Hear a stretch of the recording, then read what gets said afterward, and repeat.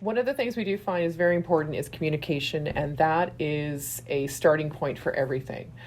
Without communication, things get lost in translation, and or things come home that are not fully understood. So we do try to make sure that communication is very important.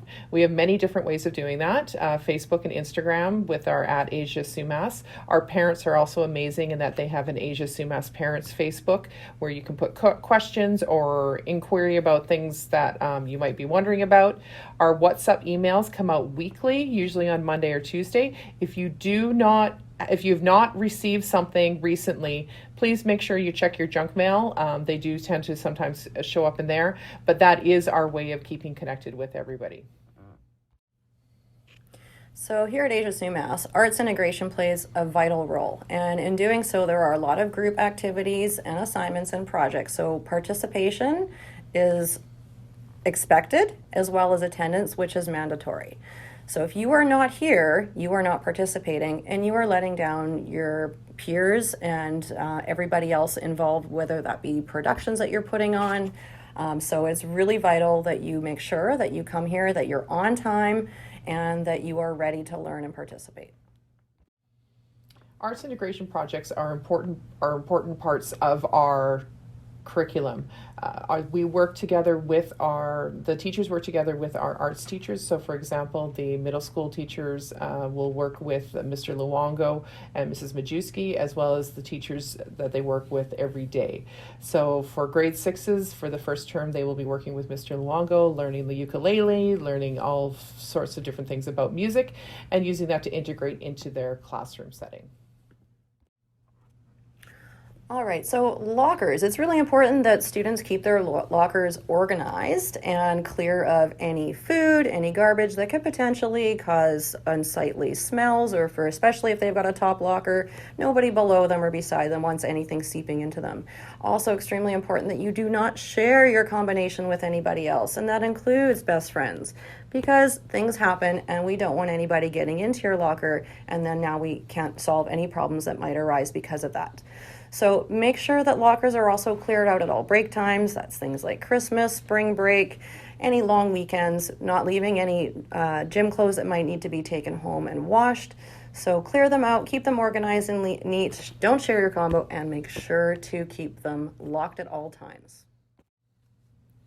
At HSMS, we do have a policy for our students that in middle school, they are not to have their phones on them during instructional time.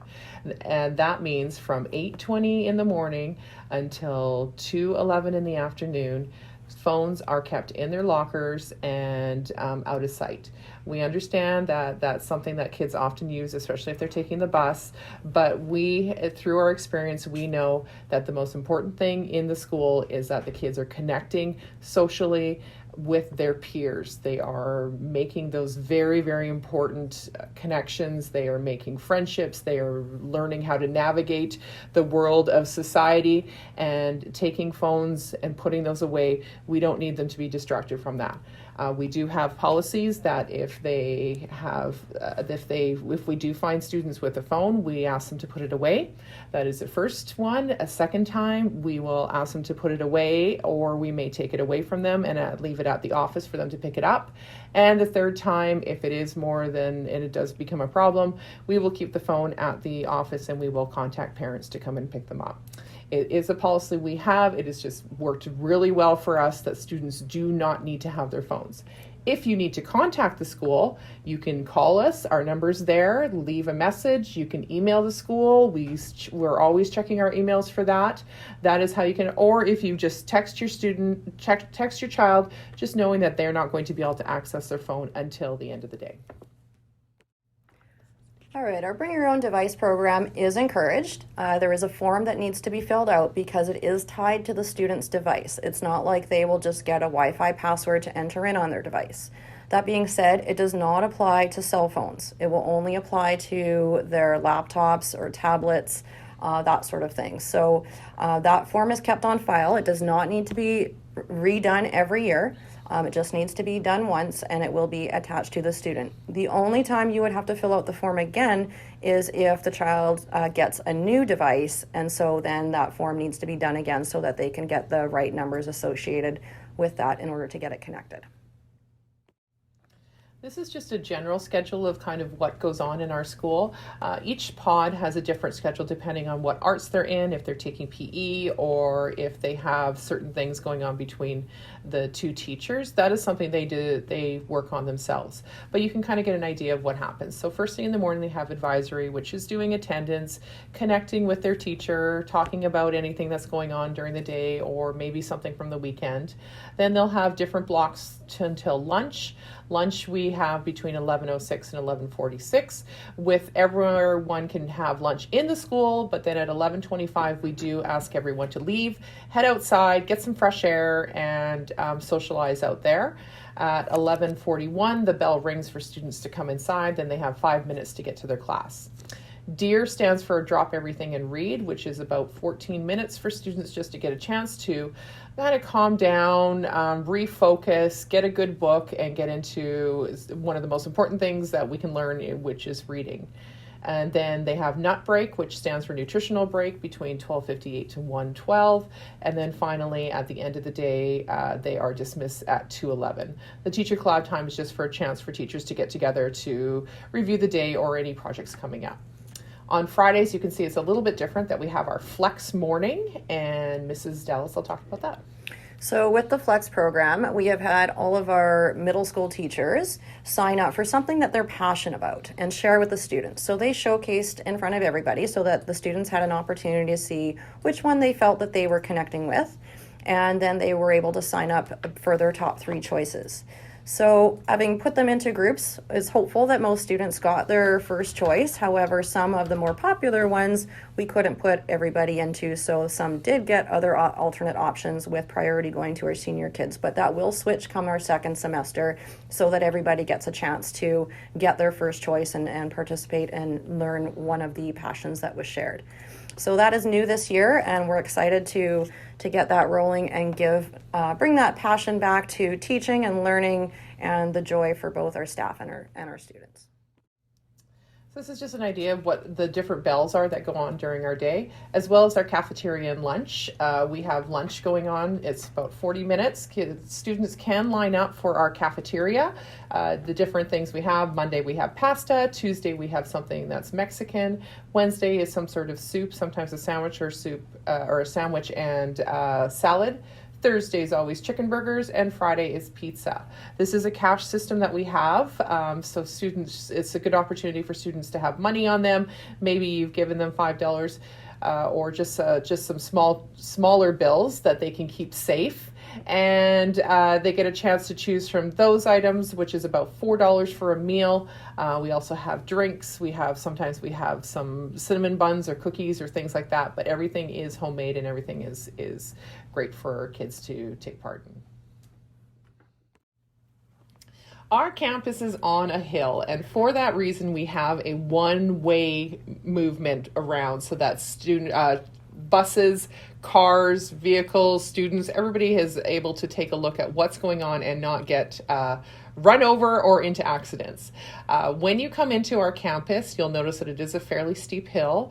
We ask that no one stops on that hill to drop off or pick up students. Please use the area to park. There's many different areas, either at the very bottom for the drop-off zone, or there is parking just in front of the portables there. Those are the areas you do need to park in, because if you stop on the hill in the middle of December or January, we have seen accidents where the big buses will come around the corner and they have trouble stopping. So please do that, as well as just be aware that students, although they should be paying attention, they are not, and they may be maybe first thing in the morning. So just keep an eye out for any walkers that are walking around. You can also use the very top of our property, which to drop off there, then kids can walk down. But if you could please make sure that you use those areas. And you can see staff parking as well, which is between the portable and the school, and the area off to the left, that is for staff, so that we can make sure that they are ready to go for school. So you may be wondering, what do I do if my child is going to be away? Well, they could be away for a multitude of reasons, one being that they're just sick, or they could have a doctor's or dentist appointment, or various other reasons. What you need to do is use the Safe Arrival reporting tool on our website, or you can simply call the office and leave a message, or you can email the email provided there.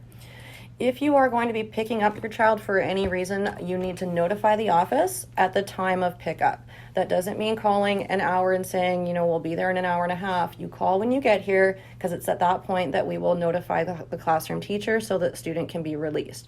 We don't want to release them ahead of time and have them sitting waiting for somebody and missing valuable class time. So please just call the office when you arrive if you will be picking up your child for any reason, and that's pretty much it.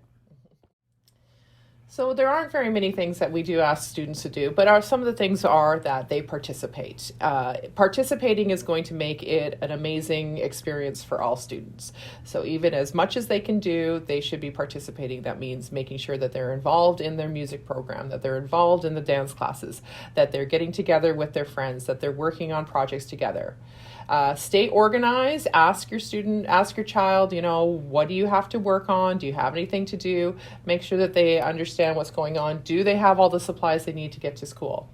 We always tell the students it's time to advocate for yourself. This is asking questions. If they don't understand something, make sure that they're putting their hand up, that they're talking to the teacher, that they're talking to the educational assistant, the EA in the room, just asking, or even asking their friends, what do I need? I'm kind of confused here. How do I take care of that?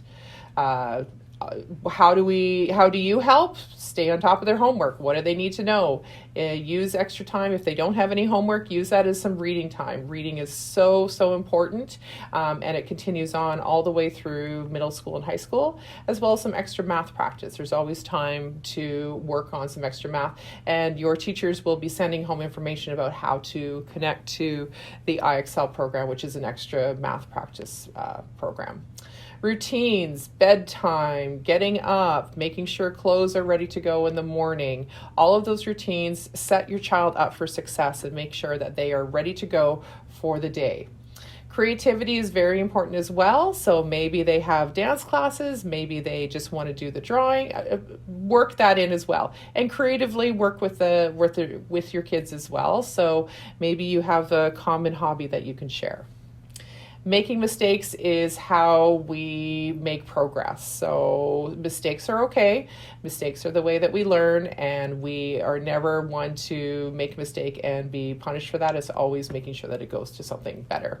And finally, we always tell the kids to look after each other, respect each other, respect the space, respect themselves, and just make this a positive place to be.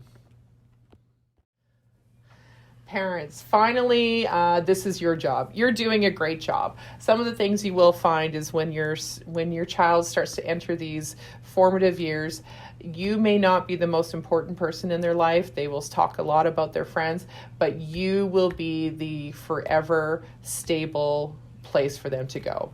You may get the eye rolling, you may get the comments, but please remember that they unconditionally love you, and they just are looking for others for that approval of their friends, which is very important at this age. For you, communicate with your teachers regularly. If you have questions, reach out to teachers first. If you try to contact one of the administrators or learning services, we're just going to go to the teachers anyways, and it's just going to delay the process. So please make sure you communicate with your teachers. Be involved, support in all the areas, ask them questions. Don't ever ask the question, did you have a good day? Because you will just get the yes, or it was fine. So ask specific questions. Who did you hang out with today? Who did you have lunch with? What are you working on in social studies? All of those different questions. Maintain a healthy balance between helping your child and letting them grow on their own. So do they have some responsibilities they need? Do they have chores to do? Do they have experiences or things that they have to be responsible for to make sure that you are releasing a little bit for them and they can start to grow on their own? Establish homework routines. This goes into the same thing, routines where you have morning routines, you have homework routines, you have evening routines. Having a spot for homework where they can have that chance to be on their own, free of maybe some siblings or the other things going on in the house is a good idea. And then finally, make sure you attend all the celebrations of learning here. We have many things going on, and we constantly welcome parents in to come and take a look. What are the kids doing? This is their other place. So they are spending a lot of time here with their friends, creating, and they want to show that off.